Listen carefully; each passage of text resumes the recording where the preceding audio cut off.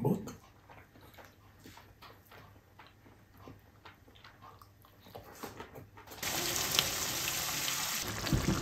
Nagpakulo po ako ng liempo.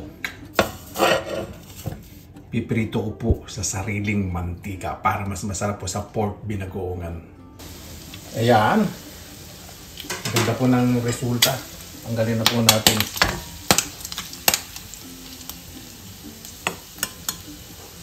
Ito po yung masarap. Hindi naman po over prito. Yung na golden brown, yung magilid-gilid. Sana po nating maggisa. Unahin po natin ng, siyempre, bawang. Mas masarap po talaga ang bawang na golden brown para lumasa po sa inyong niluluto. Maglalagay po ako ng isang kutsara na atsuete garlic oil para medyo makulay po yung ating pork binagoongan.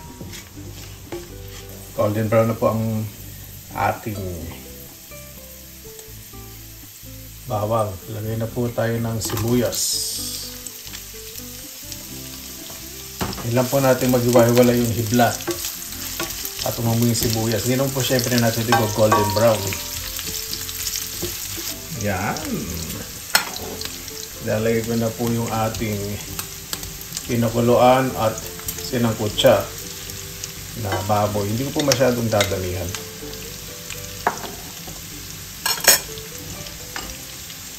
Yung matitira, lalagay ko po sa freezer para pag meron akong naisip na ibang lutuin.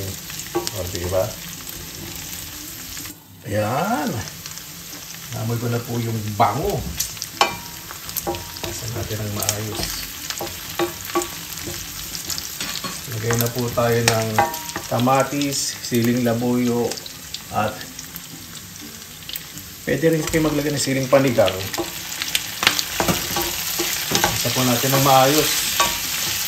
At gusto ko po sa binagoongan, pag binagoongan, marami pong kamatis. Kasi yung acidity, yung alat, nababalance. Lalagay lang po tayo ng konting asin para mag-release po ng katas ang baboy at ang sili para mas malasa. Lagay tayo ng konting paminta. At igisa po natin to hanggang sa madurog po yung kamatis. Durog na po ang ating kamatis. Lalagay na po ako ng aking nilutong bagoong. Ang niluto ko pong bagoong ay nihalong giniling. Lalagay lang po tayo ng 2 scoop. Depende naman po sa inyo. Siyempre ang pork binagoongan po, pork binagoongan, maraming versions. Pwede kang gumamit na hilaw na bagoong, igisa nyo muna, o luto na bagoong. Isa lang po natin itong maayos. Hindi na po maglalagay ng tubig kasi yung shelf life, kapag nilagay nyo po ito sa ibabaw ng mesa lang ninyo o sa rep, matagal po yung buhay dahil parang masyadong liquid, di ba? Kung isa po ginawa natin at yung alat, yun na nagpapatagal po sa lasa. Pero mas maganda lagay nyo rin po ito sa rep. Siyempre mag-iisip kayo, kuya wala naman kaming rep. Makalagay kayo sa kapitbahay nyo, talagang close kayo. Hindi yung puro kaaway nyo lahat ng kapitbahay nyo. Kaya ganyan ang buhay nyo mag-isa sa mundo. Ang gagawin po talaga natin sa pork binagoongan, talaga dapat mo magmantika at mag-caramelize mabuti. Yung talagang halos hindi nyo na makikita yung buong kamatis, yung durog na durog talaga. Luto na po. Susunod ko naman ay ang kare-kare. Ito ay partner, di ba? Hindi nyo na kailangan ng bagoong para sa kare-kare. Ito, pwede nyo i-partner sa kare-kare. Sa ating kare-kare, maglagay po tayo ng atsuete oil. 2 tablespoon ng atsuete oil. Lagyan na tayo ng fresh na bawang. para mas malinamnam. Medium heat lang po ah. Sunod na natin ang sibuyas. Bite ko po ngayon ano. Gutom po kasi. Mamaya na lang tayo mong chop-chop. Hindi. Okay, luto po muna tayo. Concentrate muna sa cooking. Naglalagay na po ako ng pinakuluan ko na bulalo na may laman. Na may litid. Ayan. Ito po yung litid oh. Ang gulay ko lang po na gagamitin dahil hindi po makalabas. Bichuelas. Ayan. Lagyan po natin ng broth dahil yung bichuelas medyo... Yung broth, ito po pinagkulaan po ng baka.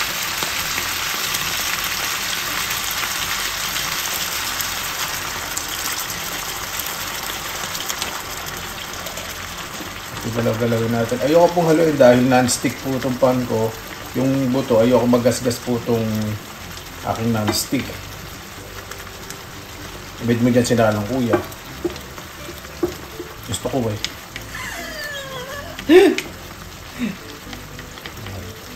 Mabuo natin para madali pong maluto yung bichuelas.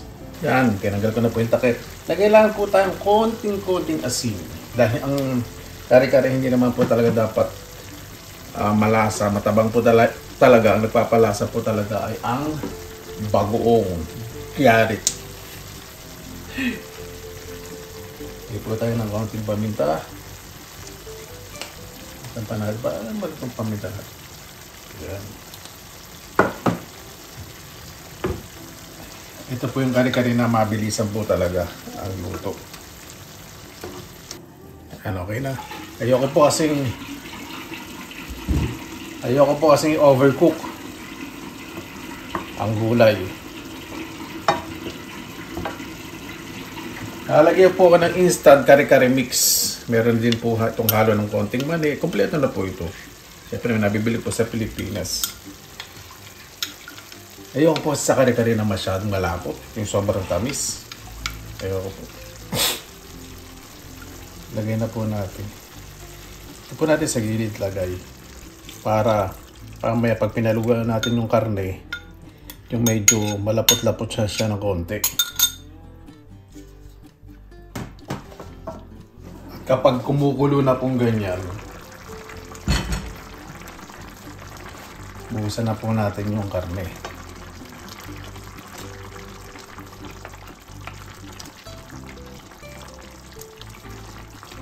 Galaw-galawin po natin para ma-absorb ng gulay, yung kulay at linamnam ng sarsa. Napakasarap naman ito.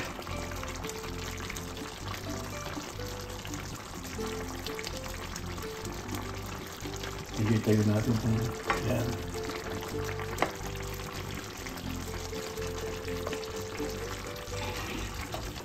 Buksan na po natin. Medyo patuyuin natin ng bahagya, yung desired na lapot. Naku, sa akin okay na pala ito. Ayoko po na masyadong lumapot. Kasi pag lumamig po ito, lalapot pa po yan. Okay na po yan. Luto na po ang kare-kare. Kain na po tayo. Mabuhay yan! Maraming salamat na po sa Panginoon. Isama-sama na naman po tayo na way safe po lahat. Bago po tayo mag-umpisa, pasalamatan po muna natin ang Panginoon. Panginoon, maraming salamat na lang po sa biyayang naranasan po namin, naranasan po sa araw ngayon. Naway mawat isa po ay ligtas. Ganun din po kanilang mga mahal sa buhay. Kaya na po bahala po sa amin. Sinusuko na po namin sa inyo lahat sa kanila Jesus. Amin. Yung ano po, yung pinagkuluan ng bulalo, syempre, sinala ko. Tapos nilagyan ko ng murang sibuyas para may sabaw tayo.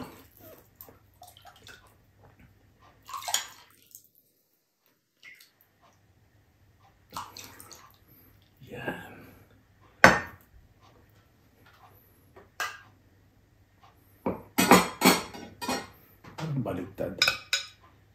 Ito mo lalagay rito.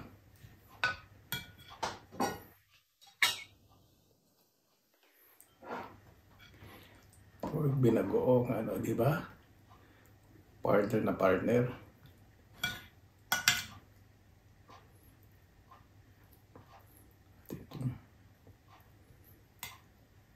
Sili. Gat-kagatin na lang natin. Paunti-unti. Hindi pang gulaman.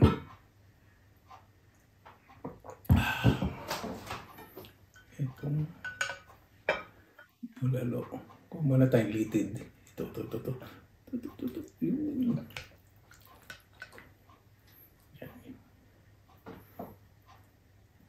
Gulay.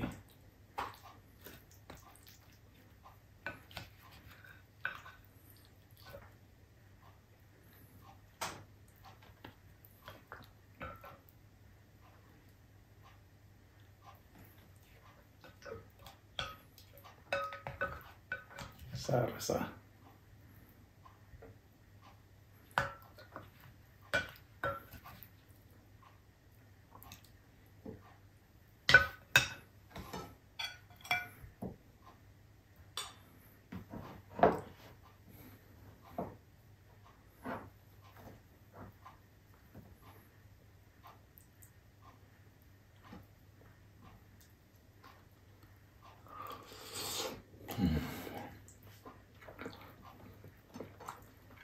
Sarap.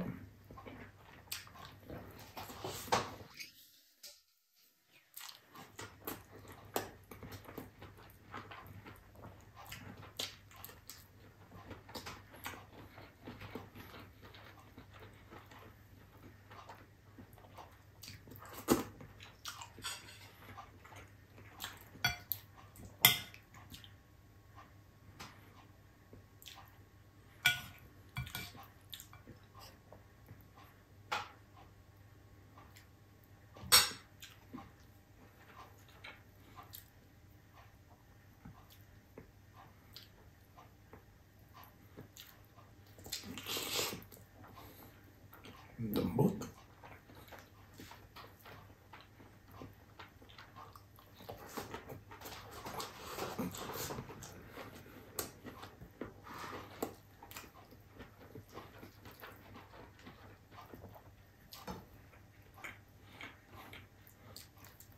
Pag ginagawa ng tama-tama lang kasi hindi siya masyadong maalat.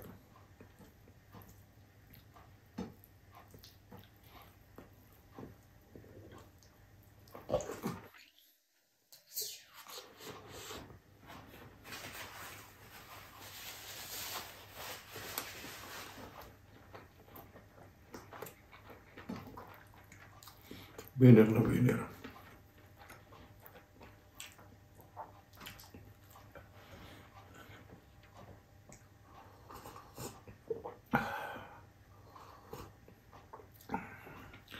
Pakalasa ng sabaw.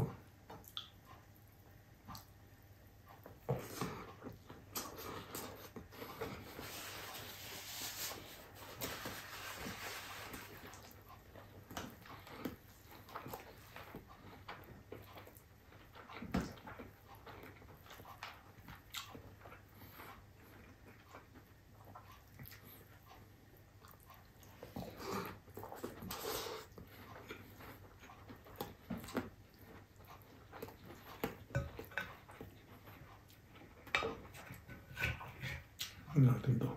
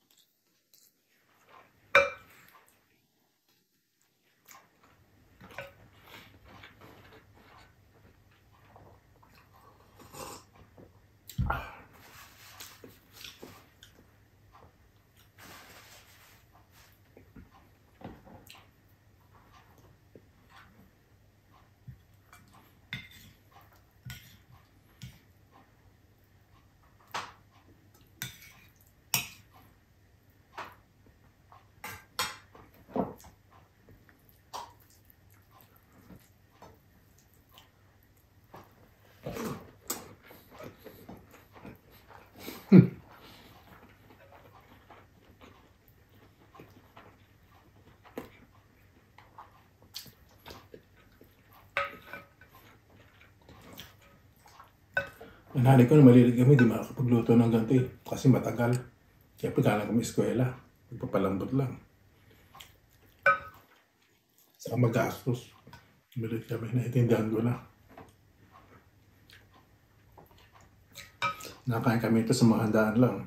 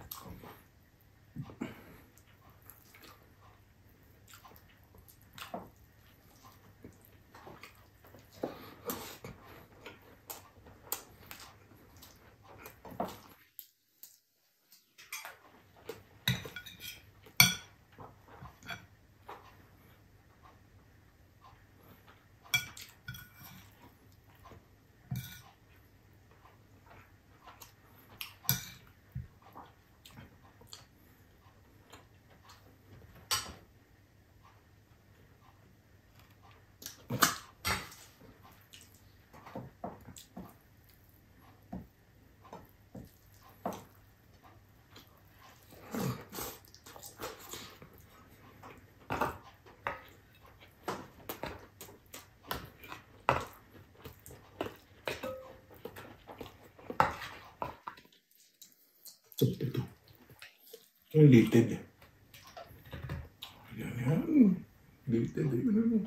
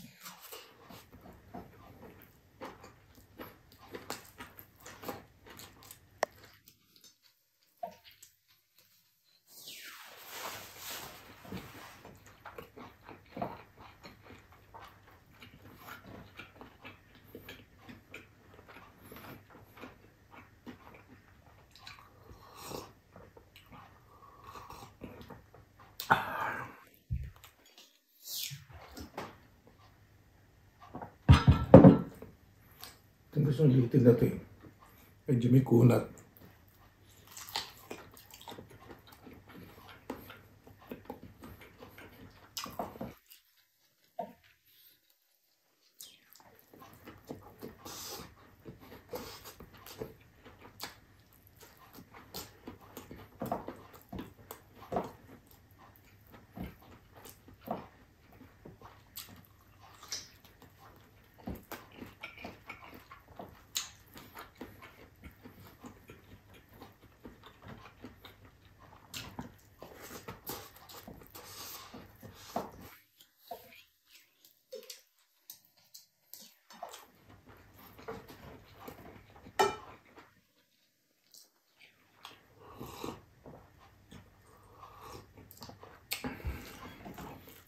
Basta pa unti-untiin kapag related kinakain ko.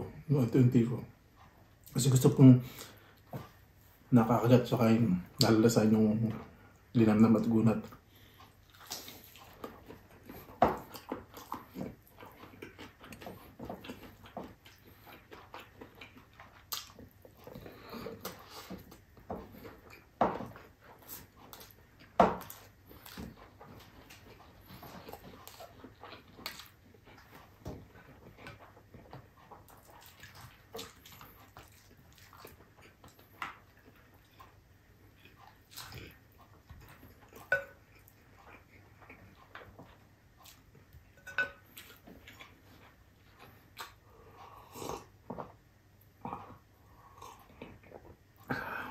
Masabaw po talaga ng baka pag nalagay po niyo sa matagal pong ano, no,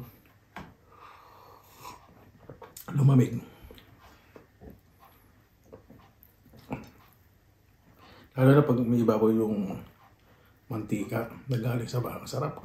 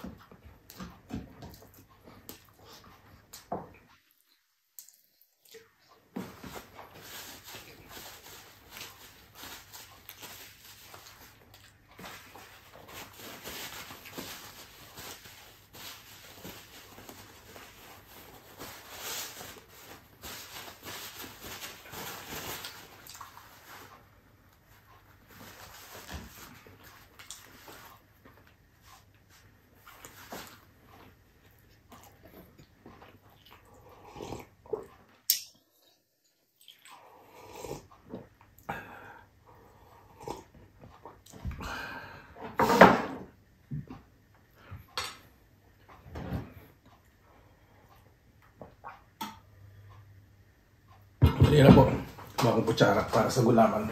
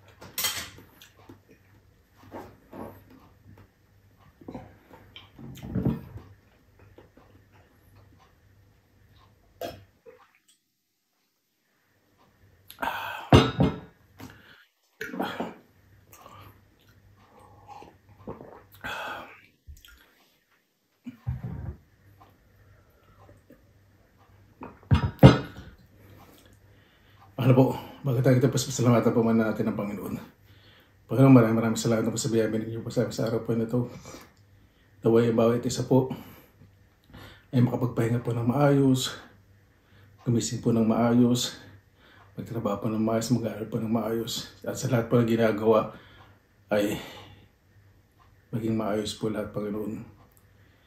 Kaya na po bahala po sa amin, sinusok na po namin sa inyo lahat sa ngalan na sasabihin. Paano po, maraming salamat na po sa inyong oras nila sa Pili Kalakbay. Basta lagi po tayong positive vibes, good vibes. God bless po lagi may araw. Laban lang.